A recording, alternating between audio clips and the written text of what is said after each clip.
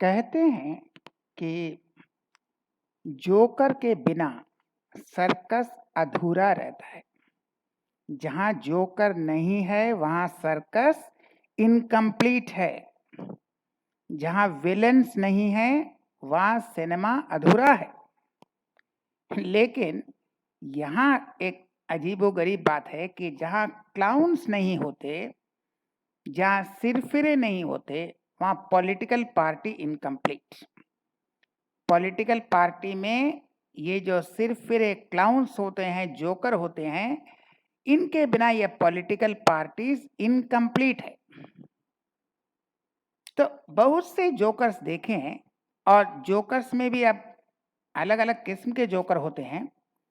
एक educated joker है, एक अनएजुकेटेड जोकर है, शिक्षित भी हैं, अनपढ़ भी हैं, सब तरह के जोकर।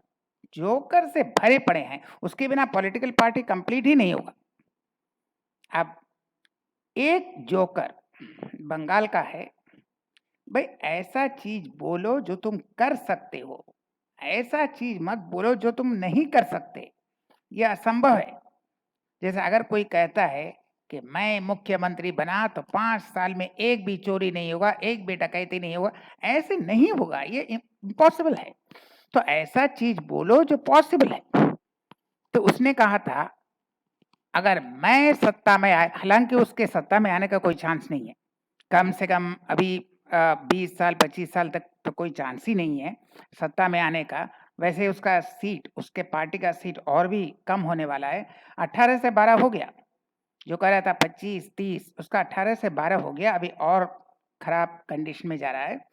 उसने हम सत्ता में आए तो हर मुसलमान को उठाकर बाहर फेंक देंगे। जो पॉसिबल नहीं है, क्या कर लोगे भाई सत्ता में आकर? आदमी नामांकन पत्र भरता है, उसको एक्सेप्ट करना या नहीं करना किसका काम है? वो इलेक्शन कमीशन का काम है, तुम्हारा काम नहीं। वैसे इसने प्राइवेट पोर्टल बनाया है, इलेक्शन कमीशन का प्राइवेट पोर्टल बनाया हुआ है। तुम्हारे प्राइवेट पोर्टल से चुनाव होगा, तो चुनाव तो इलेक्शन कमीशन के पोर्टल के वोटर्स लिस्ट से होगा। तो खैर वो छोड़ो। तो जो नामांकन पत्र भरेगा उसको कौन एक्सेप्ट करेगा? Election commission. चुनाव होगा तो कौन वोट देगा? जनता वोट देगी, कॉमन पीपल, पब्लिक वोट देगी। तो इलेक्शन कमीशन ने किसी का नामांकन एक्सेप्ट किया, वह इलेक्शन में खड़ा हुआ, वह जीता, पीपल ने उसे वोट दिया, तो तुम क्या करोगे? कहां से उठा के फेंकोगे भाई? ये माने दिमाग इनका मालूम नहीं। वैसे ये दिमाग की हालत ऐसे ही होता है, राह चलते चलते चप्पल खोलकर लोगों को पीटने लगते हैं, चप्पल खोलकर लोगों को पीटने लगते हैं, वह भी कोई ऑपोजिशन पार्टी को नहीं, कॉमन पब्लिक। रास्ते में चलते लोग कॉमन पीपल को चप्पल खोला पैर से धड़ाधड़ पीटने लगते हैं। ये इनका लेवल है। तो ऐसे लोग जोकर। अब और एक जोकर है, किसी की एक दाढ़ी वाला बाबा हैं, उनके दया से वो शायद चीफ मिनिस्टर या डिप्टी चीफ मिनिस्टर कुछ बन गए हैं, वरना तो उनको पियोन की नौकरी भी नहीं मिलती। खैर किसी की दया है भाई, बन गए। सिनेमा में तो सक्सेसफुल नहीं हुआ तो सिनेमा छोड़कर यहाँ आ गए। उनका मैट्रिक से ज़्यादा पढ़ाई नहीं है, वह मैट्रिक में भी पास किया है कि फेल किया है मालूम नहीं। खैर बहुत से बेल्ट हैं उनके, काले बेल्ट, लाल बेल्ट, नील बेल्ट। नहीं, बेल्ट का दुकान तो नहीं है मालूम नहीं, शायद बेल्ट का दुकान भी हो सकता है। वह कह रहे हैं जब हिंदी में फिल्म देखते हो तो सबको हिंदी पढ़ना चाहिए। फिल्म देखने वाली हिंदी और स्कूल में पढ़कर परीक्षा देने वाला हिंदी एक नहीं है। फिल्म देखने से आपको कल ये समझना होता है, अगर आप पूरा भी ना समझे, 70-80% भी समझे तो काम चल जाएगा। उसमें म्यूजिक है, डांस है, आप एंजॉय करते हैं, ठीक है। स्कूल में जब पढ़ाया जाता है तो आपको व्याकरण पढ़ाया जाता है, लिटरेचर पढ़ाया जाता है, एस्से लिखना पड़ता है, स्टोरी लिखना पड़ता है। तो स्कूल की पढ़ाई और सिनेमा देखने वाली हिंदी, उनको फर्क ही मालूम नहीं है। कभी पढ़ाई किया होगा तब ना। लिखते तो हैं मैट्रिकुलेशन पास, तो लगता है क्लास 5-6 का क्वेश्चन पेपर देंगे तो भी फेल, एक ही चीज है। इसके वो तो सरफिरा हो ही गया। दूसरा बहुत शिक्षित हैं। अब ये मैंने कहा ना, कोई अनपढ़ जोकर है, कोई शिक्षित जोकर है, अब बहुत ही उच्च कोटि के शिक्षित और रईस जोकर। उसने कहा, मैं 8 लैंग्वेज जानती हूँ इसलिए सबको पढ़ना पड़ेगा। तो वैसे उनको पता नहीं था कि अभी चेन्नई में एक महमूद अकरम, एक 19 साल का बालक है, जो 46 भाषाएं जानता है। अगर वो राज्यसभा का मेंबर हो गया तो क्या होगा? जो 70 साल में कह रहा है मैं 8 भाषा जानती हूं, वह तो 19 साल, एक छोटा बच्चा है, 18-19 साल का युवक है, वह 46 भाषा जानता है और तुम्हें 70 साल में 8 भाषा मालूम है। तो अगर वो राज्यसभा का मेंबर बन जाए और अगर वह कह दे, हालांकि उसका दिमाग तुमसे कुछ ज्यादा ही है, वो उतना पागल नहीं है, लेकिन अगर वह बन जाता है तो वह कहेगा स्कूल में सबको 46 भाषा पढ़ना पड़ेगा।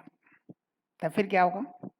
46 भाषा ही पढ़ेंगे, पास करेंगे या फेल करेंगे मालूम तो नहीं। फिर न हिस्ट्री पढ़ाया जाएगा, न ज्योग्राफी, न मैथमेटिक्स, न साइंस, न फिजिक्स, न केमिस्ट्री, सिर्फ भाषा ही सीखते रहो।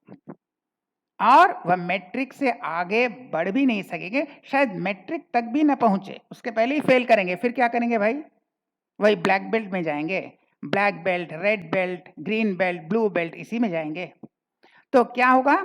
इंडिया में न डॉक्टर होगा, न साइंटिस्ट होगा, न कोई प्रोफेसर होगा, न कोई इंजीनियर होगा। क्या होगा? सब बेल्ट बेल्ट लहरा रहे हैं। देखो लाल बेल्ट, देखो नील बेल्ट, देखो हरा बेल्ट, ये बेल्ट ही लहराते रहेंगे और इंडिया में कोई टैलेंट बचेगा ही नहीं। सबको 46 भाषा सीखना है भाई।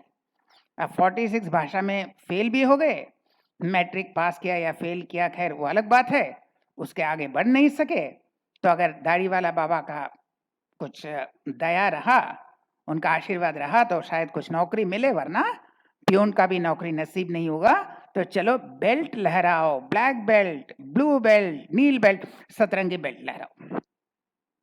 वैसे उस मैट्रिक फेल या मैट्रिक पास मालूम नहीं, उस बेल्ट वाले जो हैं उनको एक चीज मालूम नहीं है, बंगाल से सीखना चाहिए। या बंगाल में एक हैं, बहुत बड़े इंजीनियर हैं, लेकिन मुश्किल यह है कि उनकी इंजीनियर डिग्री नहीं है, उनके पास एफिडेविट है।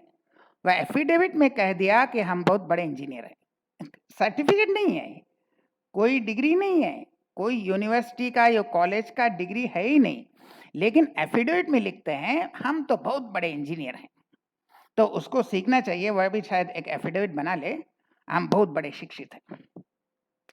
तो ये लोग क्या कर रहे हैं, ये जोकर्स लोग नमक का कर्ज अदा कर रहे हैं। नमक का कर्ज अदा कर रहे हैं। नमक का कर्ज अदा करना बहुत अच्छी बात है, वफादारी बहुत अच्छी बात है, लेकिन नमक का कर्ज इतना भी ना अदा करो कि देशवासियों के सामने नमक हराम साबित हो जाए। नमक का कर्ज अपने बॉस के लिए, अपने दाढ़ी वाला बॉस के लिए ठीक है, लेकिन इस दूर तक मत ले जाओ कि तुम बच्चों के साथ गद्दारी करो और बच्चों के साथ नमक हरामी करो और को सबको 8 भाषा सीखो, सबको 46 भाषा सिखाओ। जो सिनेमा देखेगा, अगर कोई दूसरा लैंग्वेज में सिनेमा देखेगा, किसी ने तमिल सिनेमा देख लिया, चलो तमिल सीखो सब बच्चे। किसी ने मलयालम ये देख लिया, पिक्चर देख लिया, अब सब बच्चों को मलयालम पढ़ना पड़ेगा। किसी ने बंगाली फिल्म देख लिया तो सबको बंगाली पढ़ना पड़ेगा। तो ये भाई बच्चों के साथ तो कम से कम नमक हरामी न करो। अगर नमक हरामी होना ही है देशवासियों के साथ, नमक का कर्ज अपने बॉस के साथ करो, बहुत अच्छा है, क्योंकि तुम्हें वो पोस्ट दिया गया जिसके तुम योग्य नहीं हो। वह पोस्ट दिया गया है, लेकिन उसका थोड़ा सम्मान करो, थोड़ा सा इज्जत रखो। इतना भी उड़ो मत कि लोग तुम्हें जोकर समझने लगे, अपने आप को जोकर तो मत साबित करो। तो ये है इनका, जोकर के बिना पॉलिटिकल पार्टी ये होता नहीं है भाई। हर पार्टी में कुछ पॉलिटिकल जोकर आ जाते हैं और जैसे ही वो पॉलिटिक्स में आ गए अपने आप को महान समझने लगते हैं। तो कुछ शिक्षा के बारे में जिसको जानकारी है यह कहो। तुम्हें 3 लैंग्वेज फ़ॉर्मूला या हिंदी को सपोर्ट करना है, उसमें ठीक है। हम न 3 लैंग्वेज के बारे में बोल रहे हैं, न 2 लैंग्वेज के बारे में। तुमको जो करना है करो, लेकिन ऐसा कुतर्क मत दो। तर्क नहीं है, कुतर्क कहते हैं या एकदम ल्यूडिक्रस, रिडिक्युलस कहते हैं। अगर कहना है तो कह दो, हमें लगता है कि 3 लैंग्वेज पॉलिसी बढ़िया है, फुल स्टॉप। उसके लिए तर्क देने की ज़रूरत नहीं है, क्योंकि तुम्हें एजुकेशन के बारे में कुछ मालूम ही नहीं है। जब एजुकेशन के बारे में कुछ नहीं मालूम है, तो चुपचाप रहो। कहो एक्सपर्ट्स ने बनाया है, मुझे लगता है यह पॉलिसी अच्छा है, फुल स्टॉप। उसमें और जस्टिफिकेशन देकर अपनी मूर्खता तो न साबित करो। मुँह खोलोगे तो अपना बेवकूफ़ी ही साबित होगा। तो पॉलिटिकल में जो क्लाउन्स होते हैं, सर्कस होते हैं, जोकर्स होते हैं, हमने ऐसे जोकर्स को वोट दिया है कि हमें तो वही लगता है कि देश का हाल मालूम नहीं। कुछ साल बाद इनका राज चले तो डॉक्टर, इंजीनियर, हाँ, साइंटिस्ट, प्रोफेसर, टीचर सब खत्म हो जाएँगे, सब बेल्ट लहराएगा, देखो मेरे पास क्या बेल्ट है, चलो बेल्ट का दुकान ही खोल लेते हैं। तो ज़रा सोच समझ कर वोट दीजिए। तो फिर मिलेंगे ऐसा और वीडियो के साथ, तब तक के लिए नमस्कार।